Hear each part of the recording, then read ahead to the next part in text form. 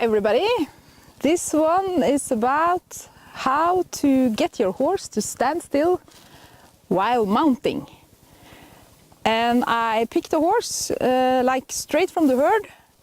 She has had a couple of weeks off, and I'm hoping that she will be hard to get on, because I think our main challenge with making this video was finding a horse who actually doesn't stand still while you mount.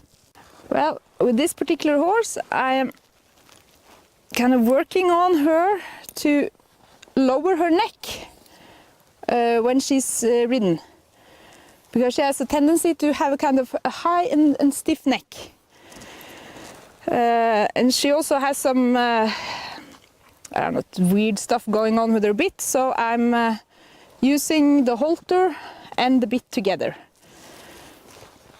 I don't think she's ready for having the reins attached in the bit yet. Okay.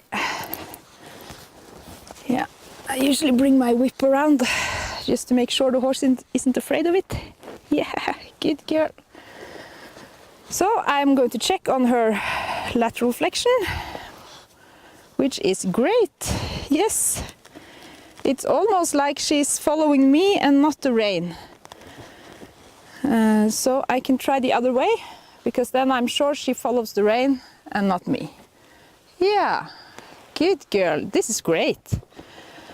Yeah, I might also do one more thing, and that's ask her to move her hind end over.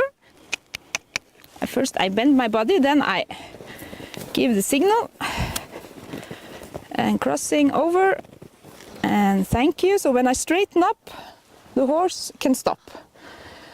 I'm not constricting the horse, like holding on both reins, not allowing it to walk forwards. I'm actually asking the horse to find its own stop and place to rest. Okay, we try the other side. Thank you. And I'm not sure if you can see this anymore.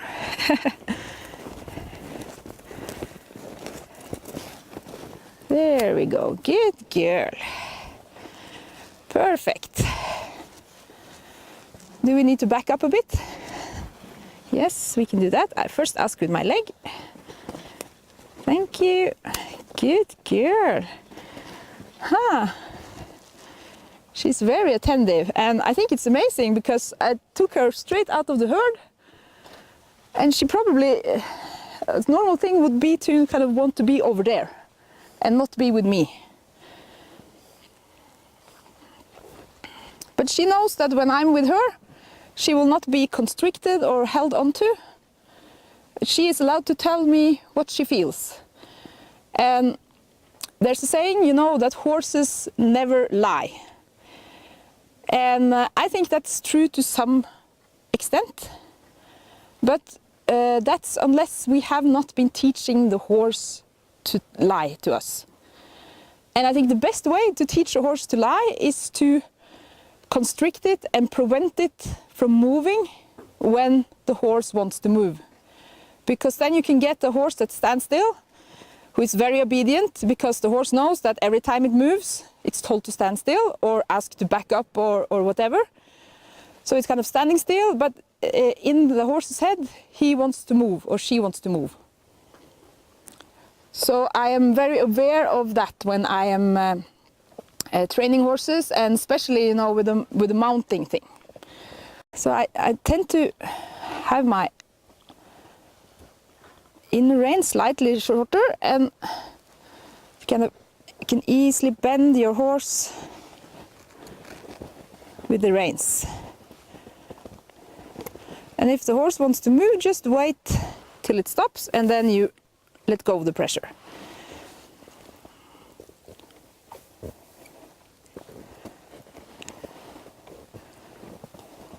Yeah, good girl.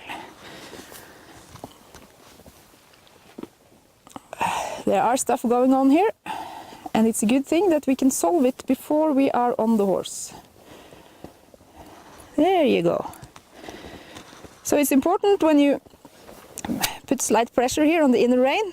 You let go when the horse does the right thing. Take the pressure off. This is quite important. Don't let the horse kind of have its nose pointing that way.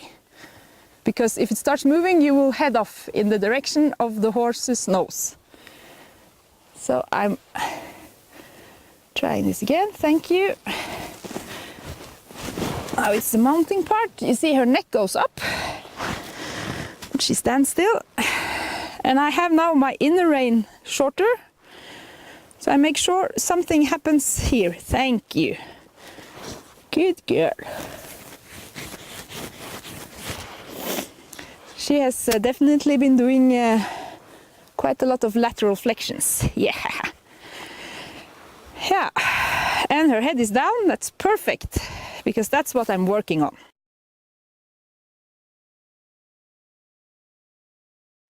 This is also a crucial point, you know, if your horse doesn't allow you to go to the other side, you also probably have a problem in getting on from that side.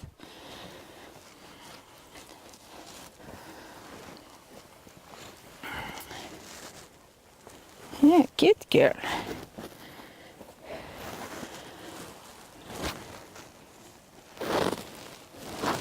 She's kind of sniffing me, checking me out. See if she responds. Yes, she does. Good girl. Putting my foot in the stirrup here. She's not running away, but you see her head kind of went slightly up. So I'm gonna ask her to like this, and I take the foot out of the stirrup. Yes. Because when you bend the horse's neck like this, if the horse has its head up, the head will come slightly down.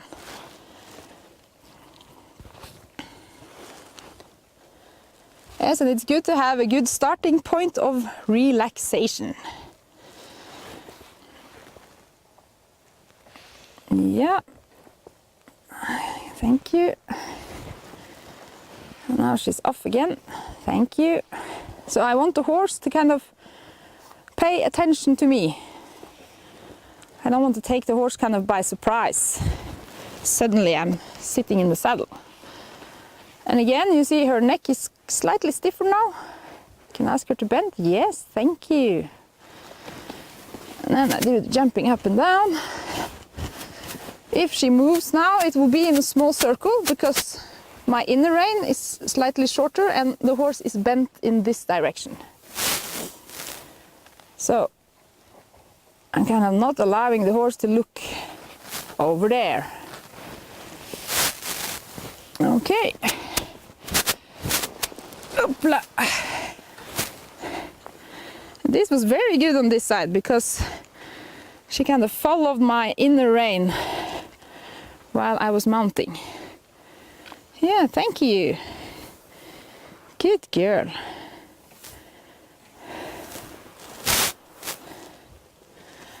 And I can dismount from the other side.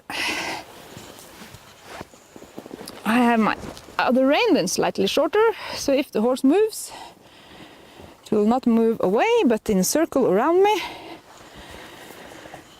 Yeah, perfect. So, like if you have installed all the tools, you have your, you know, the horse can easily move its hind end over, stepping over behind and find the stop from that place. Your horse can easily respond to you picking up the reins